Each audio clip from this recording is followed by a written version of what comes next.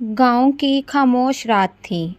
मैं हकीम साहब के घर में बैठी दुआ कर रही थी कि अल्लाह मेरे आने वाले दिन आसान कर दे। रुखसाना मेरे साथ थी और फैज़ान करीब ही बैठा बच्चों को सबक लिखवा रहा था। ऐसा लग रहा था जैसे सुकून की एक छोटी सी दुनिया मुझे नसीब हो गई हो। लेकिन अचानक बाहर से शोर बुलंद हुआ। दरवाजे पर ज़ोर ज़ोर से धक्के लगने लगे। मैं घबरा गई। हकीम साहब फ़ौरन बाहर निकले तो देखा कि नवाब साहब के भेजे हुए 4 बदमाश खड़े थे। इनके हाथों में डंडे और छुरियां थीं। एक बदमाश बोला, आसिया को हमारे हवाले कर दो वरना अंजाम अच्छा नहीं होगा। फैज़ान आगे बढ़ा और बुलंद आवाज़ में कहा, ये अब मेरी अमानत है। तुम सबको इस तक पहुंचने के लिए पहले मुझसे गुजरना होगा। मेरा दिल दहल गया। मैंने पहली बार देखा कि फैज़ान की आंखों में गुस्से और गैरत की ऐसी चमक है। बदमाश आगे बढ़े तो गांव के कई लोग भी शोर सुनकर जमा हो गए। रुखसाना ने सबके सामने चीख कर कहा, देख लो, ये है नवाब साहब की हकीकत। इज्जतदार कहलाने वाले आज एक मजलूम लड़की को ज़बरदस्ती अगवा करना चाहते हैं। अब गांव के जवान डंडे और लकड़ियां लेकर आए। एक तरफ बदमाश थे, दूसरी तरफ गांव वाले। लम्हों में लड़ाई शुरू हो गई। शोरगुल के बीच फैज़ान डट कर मेरे सामने खड़ा रहा। मैंने अल्लाह का नाम लेकर आंखें बंद कर लीं। कुछ ही देर में बदमाशों को मार भगा दिया गया। वो जख्मी हालत में हवेली की तरफ भाग गए। गांव वालों ने सबके सामने ऐलान किया, आसिया अब नवाब के जुल्म से आज़ाद है। अगर आइंदा किसी ने इसकी तरफ बुरी नज़र डाली तो पूरा गांव इसका दुश्मन होगा। इस मौका पर फैज़ान ने सबके सामने मेरा हाथ थामा और कहा, मैं चाहता हूं कि आसिया मेरी बीवी बने ताकि न सिर्फ इसकी इज्जत महफूज रहे बल्कि इसे एक नई ज़िंदगी मिले। पूरे गांव ने तालियां बजाकर इसे फैसले को सराहा। मेरा दिल खौफ और खुशी के मिले जुले जज्बात से भर गया। मैंने आंखों में आंसू लिए हाँ कर दी। लेकिन हवेली में बैठे नवाब साहब ये खबर सुनकर आग बगोला हो गए। उन्होंने कसम खाई, ये निकाह कभी नहीं होगा। आसिया को या तो मैं मिटा दूंगा या फिर अपनी अना की भेंट चढ़ा दूंगा। नवाब साहब के कानों तक ये खबर पहुंची कि गांव वाले आसिया और फैज़ान की शादी के हक में खड़े हो गए हैं।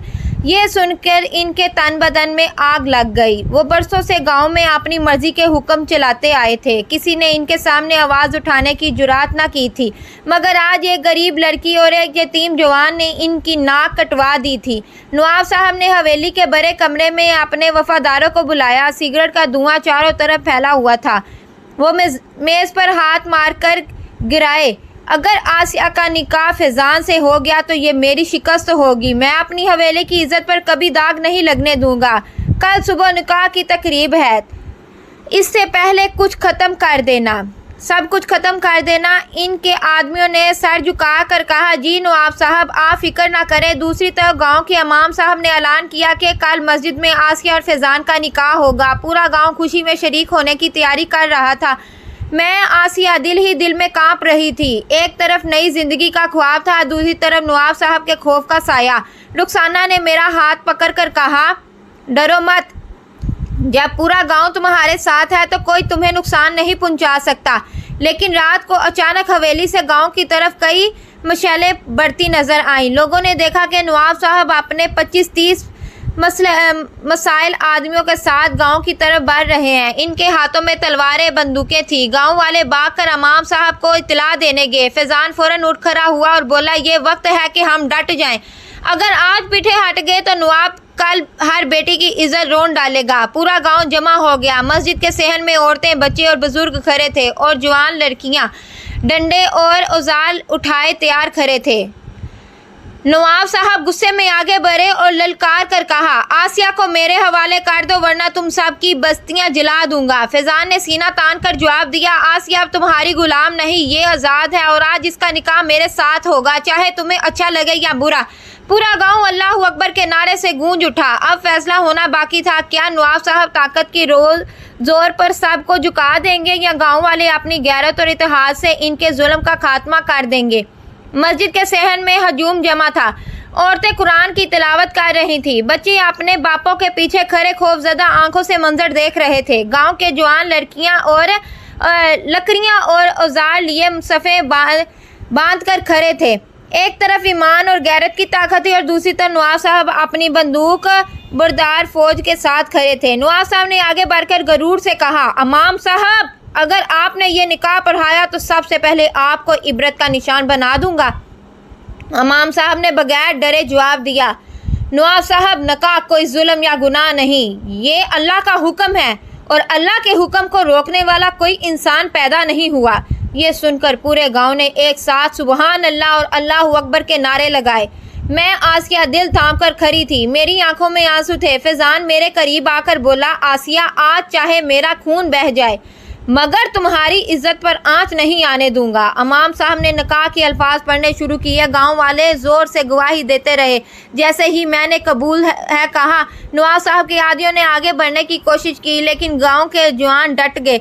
लाठियां, डंडे और जार फजा में घूमने लगे। चीखों पुकार सुनाई दी। फैजान बहादुरी से आगे बढ़ा और नवाब के एक आदमी को जमीन पर गिरा दिया। रुखसाना औरतों को सेहन से निकाल कर महफूज जगह ले गई। नवाब साहब ने खुद बंदूक तान ली और मुझे निशाना बनाया। मेरा दिल धक से रह गया। इसी लम्हे फैजान ने अपना हाथ मेरे सामने कर दिया। गोली चलने की आवाज गूंजी। फैजान जख्मी होकर जमीन पर गिर गया। मैं चीख पड़ी, फैजान! गांव वालों के अंदर आग भड़क उठी। उन्होंने नवाब साहब के आदमियों को चारों तरफ से घेर लिया। हर तरफ चोर मच गया। नवाब साहब को भी एक जोरदार डंडा लगा और वो ज़मीन पर गिर पड़े। इसी हंगामे में अमाम साहब ने निकाह मुकम्मल करवा दिया। मैं और फैजान अब मियाँ बीवी करार पा गए। गांव वालों ने तालियां बजाकर नारे लगाए, जुल्म का खात्मा हो गया, जुल्म का खात्मा हो गया। लेकिन नवाब साहब ज़मीन पर गिरते हुए चीखे, कहानी ये अभी ख़त्म नहीं हुई। तुम सब ने मेरा खून देखा है। मैं इस गांव को जलाकर राख कर दूंगा। फैजान खून में लथपथ मस्जिद के सहन में गिरा हुआ था।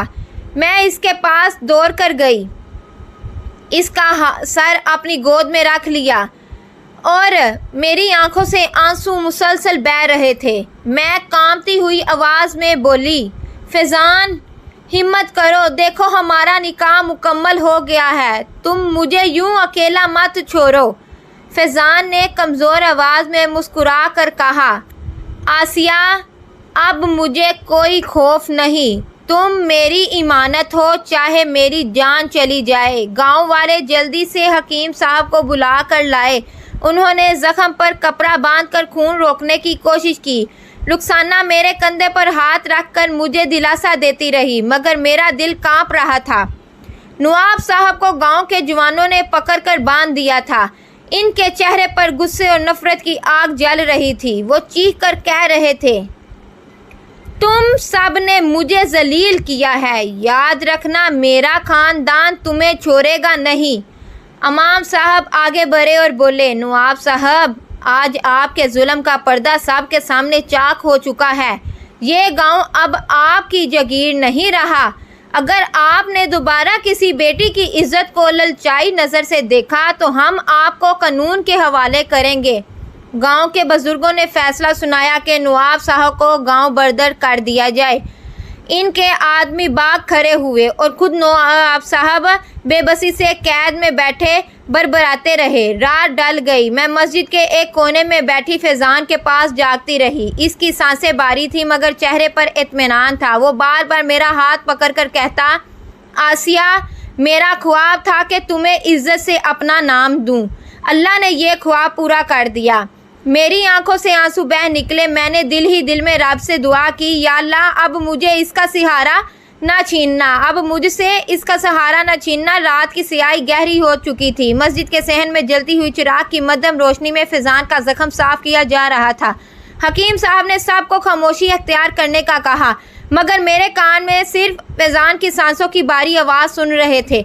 मैंने इसका हाथ अपने हाथों में लेकर आहिस्ता कहा, फैजान, आंखें खोलो, देखो मैं तुम्हारे पास हूँ। वो कमज़ोर सी मुस्कुराहट के साथ बोला, आसिया, अगर मैं ना रहा तो वादा करो तुम हिम्मत नहीं हारोगी। मेरी चीख निकल गई, ऐसी बात मत करो, अभी हमने अपनी ज़िंदगी शुरू ही की है। रुखसाना ने मेरा सर थाम कर कहा, हिम्मत रखो आसिया, अल्लाह बड़ा कारसाज है। दूसरी तरफ नवाब साहब को गांव के लोगों ने जंजीरों में बांधकर पंचायत के सामने पेश किया। वो मुसलसल गिरा रहे थे। मैं नवाब हूँ, तुम सब गरीब लोग मुझे कैद नहीं रख सकते। मेरा खानदान बदला लेगा, तुम्हें एक एक करके मिटाया जाएगा। अब इमाम साहब ने सुकून से जवाब दिया, नवाब, आज से तुम्हारा गरूर तुम्हारे किसी काम नहीं आएगा। जिसने दूसरों की इज्जत पामाल करने की कोशिश की, अल्लाह ने इसी को जलील कर दिया। तुम गांव बदर हो और तुम्हारे लिए इस ज़मीन पर कोई जगह नहीं। गांव के लोग नारा लगा रहे थे, जुल्म का खात्मा, इंसाफ का जिंदाबाद, जुल्म का खात्मा, इंसाफ का जिंदाबाद। नवाब साहब को गांव से बाहर निकाल दिया गया। इनके चेहरे पर शिकस्त का वो नक्श था जो शायद कभी मिट ना सके। इधर मस्जिद में फैजान नीम बेहोश था। हकीम साहब ने उम्मीद दिलाई कि अगर वो अगली सुबह तक संभल गया तो जिंदा बच सकता है। मैंने सारी रात जागकर इसके पास कुरान की तिलावत की, इसके ज़िख्म पर हाथ रखकर अल्लाह से दुआ करती रही। सुबह के वक्त मौज़न की अजान की आवाज़ बुलंद हुई। जैसे ही अस्सलातु खैरुम मिनन नूर की सदा आई, फैजान की बंद आंखों से आंसू बह निकला। इसने आहिस्ता से मेरा हाथ दबाया और सरगोशी की, आसिया, मैं जिंदा हूँ क्योंकि मेरा रब जिंदा है।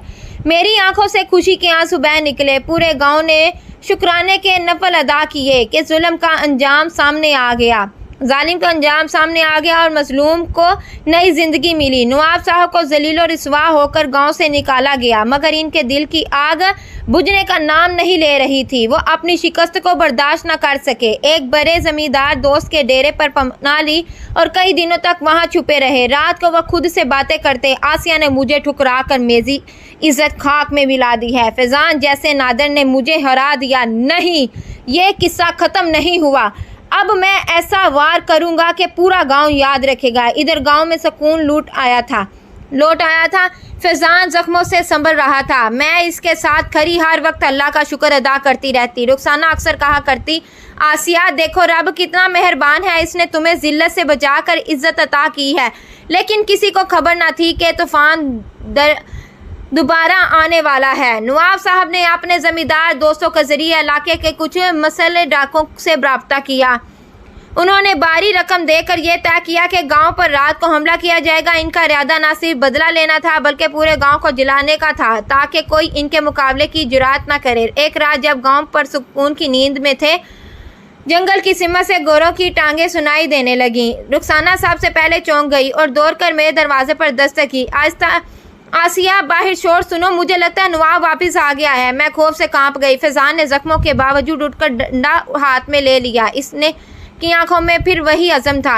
आसिया, अब डरना मत, अगर मौत भी आ गई तो हम अल्लाह के हुक्म पर डटेंगे। पूरा गांव जाग उठा। औरतें कुरान लेकर दुआएं पढ़ने लगीं और जवान हथियार संभाल कर सहन में उतर आए। दूर से मशलों की रोशनी बढ़ती आ रही थी और नवाब साहब की आवाज़ें गूंज रही थी, मैं वापस आ गया हूँ, आज कोई नहीं बचेगा, सबको ख़त्म कर दूंगा। रात के अंधेरे में गांव लर्ज उठा। गोरों की टांगें करीब आ रही थीं। मशोलों की रोशनी आसमान को सुर्ख कर रही थी। नवाब साहब अपने मसले गंडों के साथ गांव के दरवाजे पर पहुंच चुके थे। इनकी आंखों में इंतकाम की आग थी और चेहरे पर वहशाना मुस्कुराहट। नवाब साहब ने ललकार कर कहा, आज तुम सबको जला कर राख कर दूंगा। आसिया और फैजान को मेरे हवाले कर दो, वरना किसी का घर सलामत नहीं रहेगा। गांव के बुजुर्ग और इमाम साहब आगे बढ़े। इमाम साहब ने बुलंद आवाज में कहा, नवाब, ये गांव तुम्हारी जगीर नहीं है, यहाँ के लोग अल्लाह के बंदे हैं, तुम्हारे गुलाम नहीं। इसी लम्हे फैजान जख्मी होने के बावजूद डंडा पकड़े आगे बढ़ा। वो बोला, नवाब, तुमने हमारी गैरत को ललकारा है, आज ये फैसला होगा कि सच की ताकत बड़ी है या तुम्हारा जुल्म। गांव के जवान अल्लाह अकबर के नारों के साथ डट कर खड़े हो गए। औरतों के घरों की छतों से पत्थर और ईंटें इकट्ठा कर ली। बच्चे तक कुरान उठाए दुआएं पढ़ने लगे। पहला हमला नवाब के गुंडों ने किया। बंदूकों की आवाज़ गूंजी, मगर गांव वालों ने भी डंडों और पत्थरों से भरपूर जवाब दिया। शोरगुल में हर तरफ धुआं और चीखों पुकार सुनाई देने लगी। रुखसाना ने औरतों के साथ मिलकर जख्मियों की मरहम पट्टी शुरू की और पानी के मटके मैदान में पहुंचाए। मैं खुद भी हिम्मत करके फैजान के साथ खड़ी हो गई। नवाब साहब खुद घोड़े पर सवार होकर आगे बढ़ा। इसने बंदूक तान कर मुझे निशाना बनाया। मेरा दिल दहल गया। इसी लम्हे फैजान मेरे सामने आ खड़ा हुआ। गोली चलने ही वाली थी कि गांव के एक जवान ने पीछे से नवाब के घोड़े को पत्थर मारा। घोड़ा बदक गया और नवाब जमीन पर गिर गया। गांव के लोग लपक कर इस पर टूट पड़े। इस बार किसी ने इसे बख्शना नहीं। नवाब के हाथ से बंदूक छीन ली गई और इसे चारों तरफ से घेर लिया गया। नवाब साहब चीखने लगा, तुम सब गद्दार हो, मुझे हाथ मत लगाओ, मैं नवाब हूँ। इमाम साहब आगे बढ़े और सख्त लहजे में कहा, नवाब, आज तेरा गरूर टूट गया है। अल्लाह के घर में जुल्म के लिए कोई जगह नहीं। नवाब साहब ज़मीन पर गिरा हुआ था। इसके कपड़े गर्दो गुबार और खून से लथपथ हो गए थे। गांव के जवानों ने इसे मजबूती से पकड़ रखा था। इसके गरूर बड़े नारे अब कराहों में बदल गए थे। नवाब ने आखिरी बार गर्ज कर कहा, मैं नवाब हूँ, तुम सब गरीब मुझे कभी हरा नहीं सकते। फैज़ान आगे बढ़ा। जख्मों के बावजूद इसकी आवाज़ गर्जदार थी। नवाबी खून या दौलत से नहीं होती, असल नवाबी इंसाफ और ईमान से होती है। और तुमने अपनी दौलत और ताकत से सिर्फ जुल्म किया है। अब इमाम साहब ने गांव के सब लोगों को जमा करके ऐलान किया, ये वक्त है कि हम फैसला करें, क्या ऐसे जालिम को जिंदा छोड़ा जाए जो कल फिर हमारी इज्जतों पर हाथ डालेगा? सब ने एक आवाज़ में कहा, नहीं, इसे सज़ा मिलनी चाहिए। रुखसाना आगे बढ़ी और आंखों में आंसू लिए बोली, ये वही शख्स है जिसने कई बेटियों की ज़िंदगियों को तबाह किया। अगर आज इसे छोड़ दिया तो कल कोई और बेटी महफूज नहीं रहेगी। फैसला हो गया। गांव के बुजुर्गों ने पंचायत की मोहर लगाकर ऐलान किया कि नवाब को हमेशा के लिए गांव से निकाल दिया जाए। इसकी जगीर और ज़मीन गांव की अमानत करार दी गई। नवाब साहब को रस्सियों में जकड़ कर गांव के दरवाजे से बाहर फेंक दिया गया। वो चीखता रहा, गालियां देता रहा, लेकिन कोई इसकी तरफ पलटा तक नहीं। वो अंधेरे में गायब हो गया, जैसे इसका गरूर भी मिट्टी में मिल गया हो। इस रात गांव में पहली बार सुकून उतरा। औरतें खुशी से रो रही थी, बच्चे हंस रहे थे और बुजुर्ग शुक्राने के नफल अदा कर रहे थे। मैंने फैज़ान का हाथ पकड़कर आहिस्ता से कहा, आखिरकार वो दिन आ गया जब अल्लाह ने हमें जालिम से निजात दी, जुल्म से निजात दी। फैज़ान ने मुस्कुराकर जवाब दिया, आसिया, अब ये गांव रोशनी का गांव कहलाएगा। यहाँ अब किसी नवाब का हुक्म नहीं चलेगा, सिर्फ इंसाफ और इज्जत का कानून होगा। पूरे गांव ने अल्लाह अकबर के नारों से आसमान को गुंजा दिया। नवाब साहब की रुखसती के बाद गांव में गोया नई जिंदगी ने जन्म लिया। सदियों का खौफ और जबर टूट गया था। वो हवेली जो नवाब के जुल्म की निशानी थी, अब गांव के यतीम बच्चों और बेवा औरतों के लिए मदरसा और पनाह बना दी गई। अब आप साहब ने ऐलान किया, आज से ये हवेली दौलत और गरूर की नहीं, इल्म और सुकून की जगह होगी। गांव की फ़ज़ा बदल गई। औरतें जो पहले डर डर कर चलती थीं, अब बावकार और मुतमिन नजर आने लगी। बच्चे खुले आसमान के नीचे हंसी खुशी खेलने लगे। मैं और फैज़ान भी नई जिंदगी शुरू कर चुके थे। हमारा निकाह अब इज्जत और मिसाल बन गया था। लोग हमें देखकर कहते, ये वो जोड़ा है जिसने जुल्म के आगे हथियार नहीं डाले। फैज़ान ने गांव की खिदमत को अपना मकसद बना लिया। वो खेतों में जवानों के साथ काम करता, इनकी रहनुमाई करता और हर जगह इंसाफ की बात करता। मैं औरतों के साथ बैठकर सिलाई कढ़ाई सिखाने लगी ताकि सब अपने पैरों पर खड़ी हो सकें। रुखसाना मेरी सबसे बड़ी सहारा थी। वो अक्सर कहती, आसिया, देखो अल्लाह ने तुम्हें कितनी बड़ी आजमाइश से गुजार कर इज्जत अता की है। अब तुम्हें दूसरी औरतों की ढाल बनना है। रातों को जब मैं अपने सहन में खरी आसमान की तरफ देखती तो दिल से सिर्फ एक ही दुआ निकलती, या अल्लाह, जिस तरह तूने मुझे अंधेरों से निकाल कर रोशनी अता की है, इसी तरह हर मजलूम बेटी को इंसाफ दे। गांव वालों ने फैसला किया कि आइंदा कभी किसी शख्स को ताकत और दौलत के गरूर में दूसरों पर जुल्म करने नहीं दिया जाएगा। अब यह गांव वाकई रोशनी और अमन का गांव कहलाने लगा। और यूं मेरी कहानी, जो आंसुओं, खौफ और बेबसी से शुरू हुई थी, इज्जत, हौसले और फतह पर ख़त्म हुई। ये कहानी हमें ये सबक देती है कि जुल्म वक्ती होता है, लेकिन सच्चाई और ईमान हमेशा बाकी रहते हैं।